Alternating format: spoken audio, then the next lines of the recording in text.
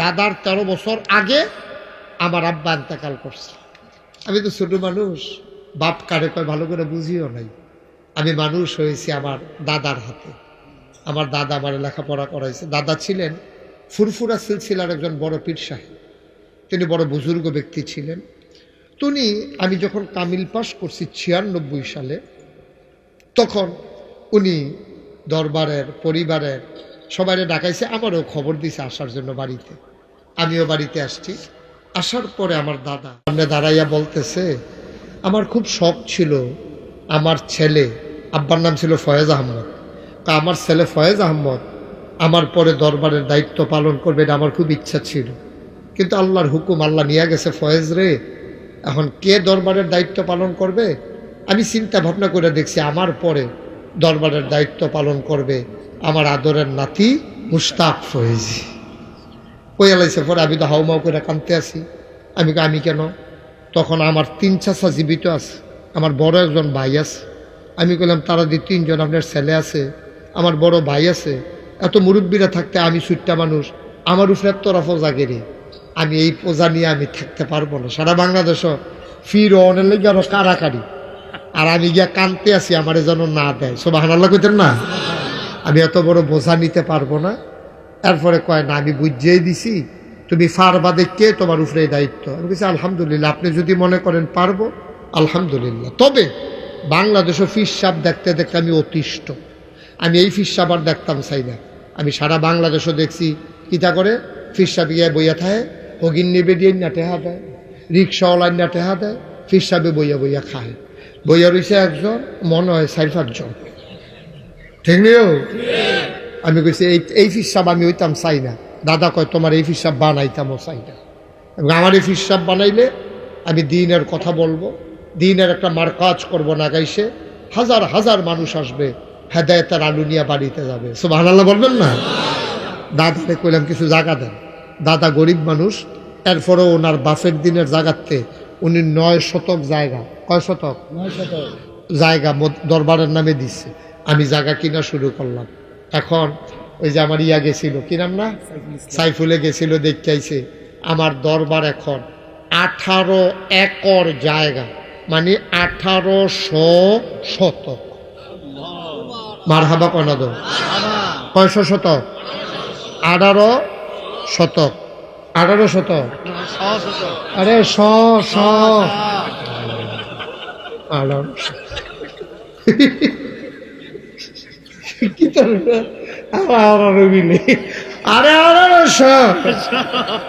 মারহাবা কয় না রে। এখন আমার দরবারে 10টা প্রতিষ্ঠান, কয়টা কথা কয়টা দিই, একটা খানকা আছে জিকির আজকারের জন্য, একটা মাদ্রাসা, একটা নুরানি মাদ্রাসা, একটা হাফিজিয়া মাদ্রাসা, একটা ধাতব্য চিকিৎসালয়, একটা গণপাঠাগার, একটা গবেষণাগার, একটা ছাত্রাবাস, একটা ইয়াতিমখানা, একটা মসজিদ।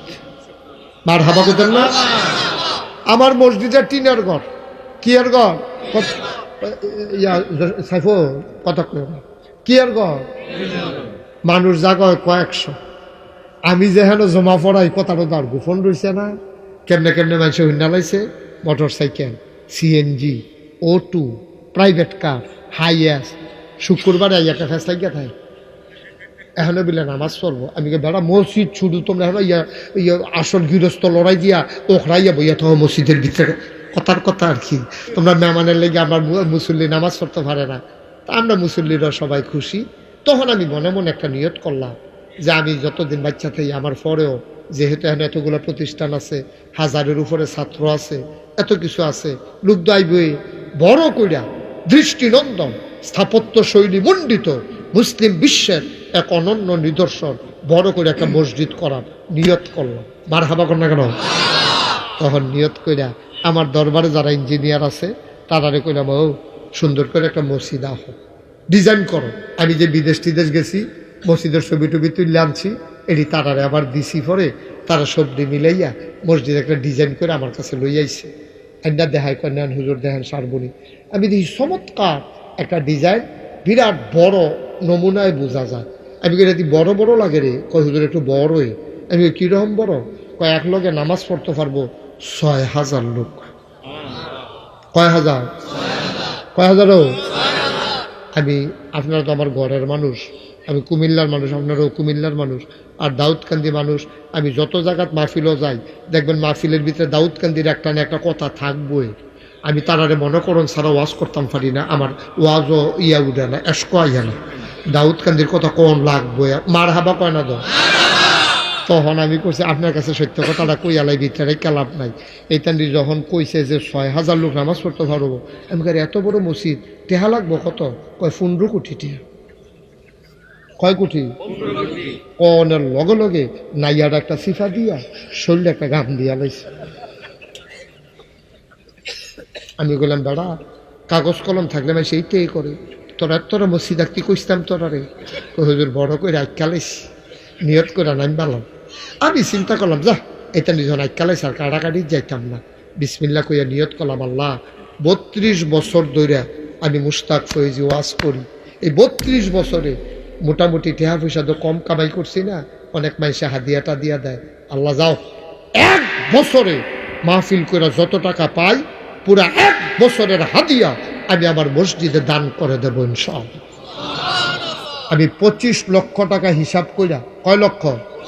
গত রমজানের 2 তারিখে আমি মসজিদের কাম ধরছি, নিজের কামাই থেকে আমি 25 লক্ষ টাকা আমার মসজিদে দান করছি। মার হাবা কোন না কেন? আজকে আপনাদের এখানে আসার আগে হিসাব করে দেখলাম এই পর্যন্ত 2,15,00,000 টাকা আজকে পর্যন্ত আমার মসজিদে খরচ হয়ে গেছে। আমি দিছি কত? তো 2,15,00,000 খরচ করে আলাছি, বাহিটা পেলাম কো?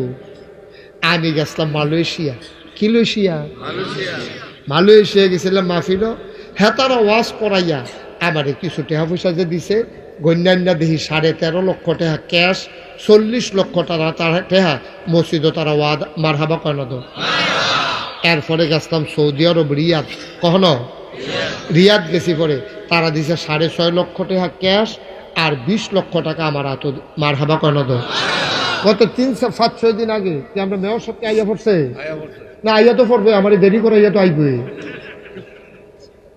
জানা দাও। আমার অত্যন্ত আদরের, এই আমার কথা কি শেষ হয়েছে?